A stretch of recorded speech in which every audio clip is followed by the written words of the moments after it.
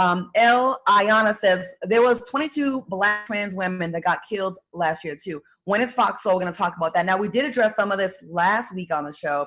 We had T.S. Madison on the show. I will say this.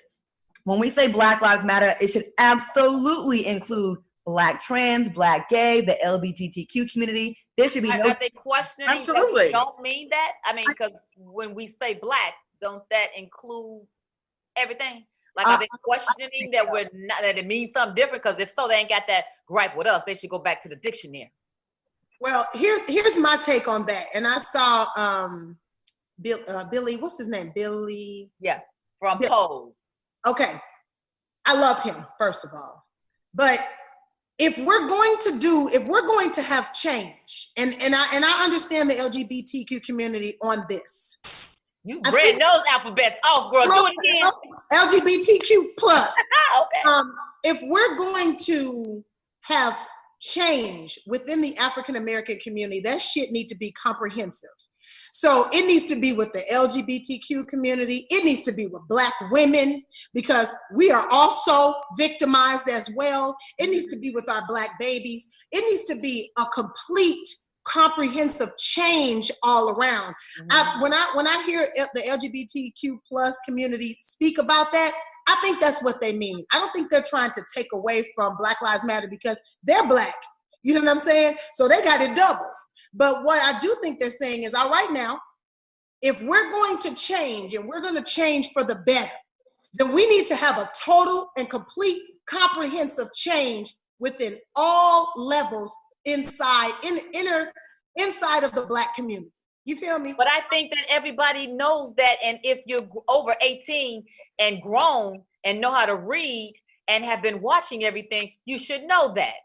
You should know that, because here's the thing. We just began to fight this fight.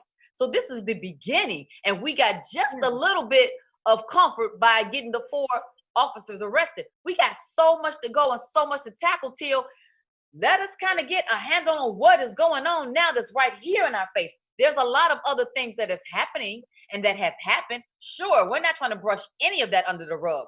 We want to handle it, but now we're trying to figure out what our army and who our army is going to be and who our soldiers going to be and who are those frontline people that's going to be our voice for us, because we can't protest like this forever.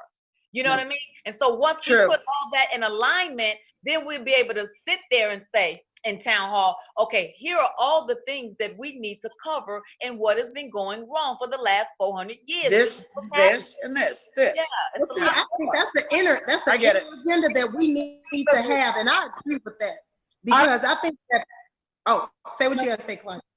I want to speak for the trans community because I'm not, but I'm sympathetic, and I will say I don't think their fight is with the whites. I think it's a discussion amongst Black America, because a lot of times the LGBTQ community feels like, okay, when we rock with y'all, we need you to defend us. Like over the weekend, I saw another video of a Black trans woman, I think her name's Ayana, getting beat down by a bunch of brothers. And like, I understand.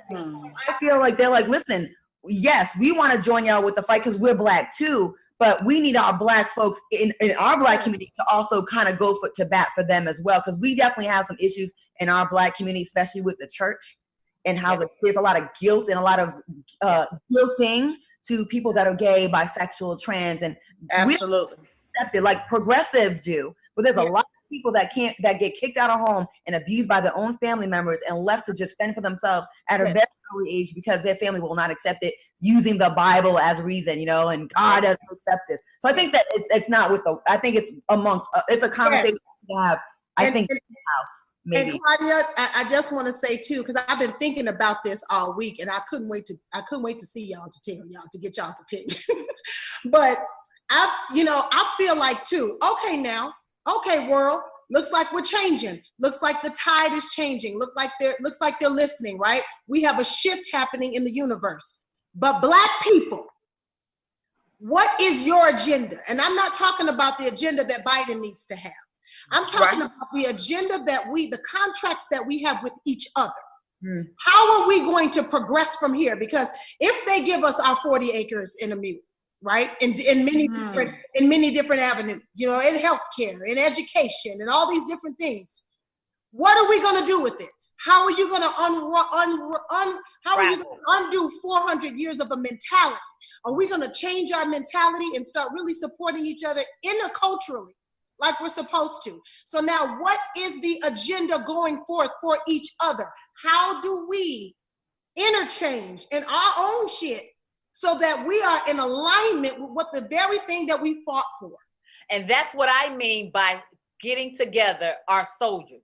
We need, like Reverend Sharpton did an awesome job, an amazing job. Yes, he did.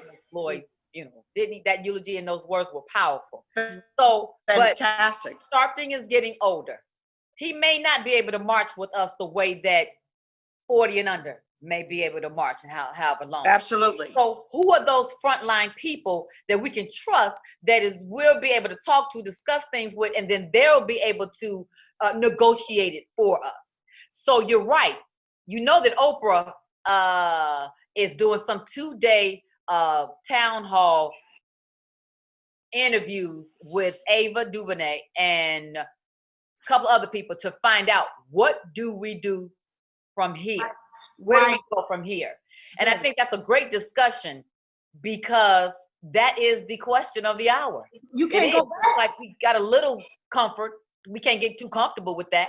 So but we can never go back. But what do we have happening next? Yeah. That's the new normal. You we can't go back to where we were. That's not normal anymore. Absolutely. So what is the new normal look like? So all the talk of here's something that you guys need to say, and here's something that we need to address, and then here, I think all of that is good for us to take and be able to say, okay, we didn't forget about y'all. We didn't forget about y'all group either, and we got this to handle over here, and we got all these people here. We need to have an agenda. We need to write this down and say, here's all the things that's been going on just in the last year alone, not let alone the last 400 years.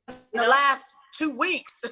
The last 2 weeks have just been explosive and mind-blowing. It's like we literally went from a pandemic to like an explosion of like cultural explosion. Like people came out of the woodworks and you were seeing things that you had never really seen before. Like literally I would turn on the TV and be like, wow, sea of people protesting, moving, like it's literally blown my mind. I just didn't think like in our time that we would see, but you're right.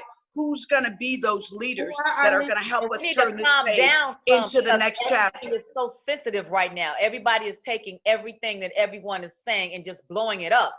So we got to make sure that those people that we have in the front line, that they clean enough where they're not going to point the finger at them and tear them down. We need some good, standing American people that's going to say, hey, you can pick me apart. You're not going to find anything. And even if you are, they're strong enough to say, hey, I made some mistakes, and that's why I'm able to stay. I lived. Yes. So we need to stop picking. We need to stop picking on people, first of all. Yes. All you closed down to the internet, I want to see that same goddamn energy at the polls. I want to see that same energy on Trump page. I want to see that same energy on white supremacist page. Because at the end of the day, that is the whole point. If you're this adamant and this, you're real adamant about getting at people, why don't you go get at the people that need to be gotten? Because I'm very sick of that too. If we do elect, and as a community, we raise up a bunch of leaders that we respect, that we love, that we want to go present this agenda to legislation. Let's say that gets to happen.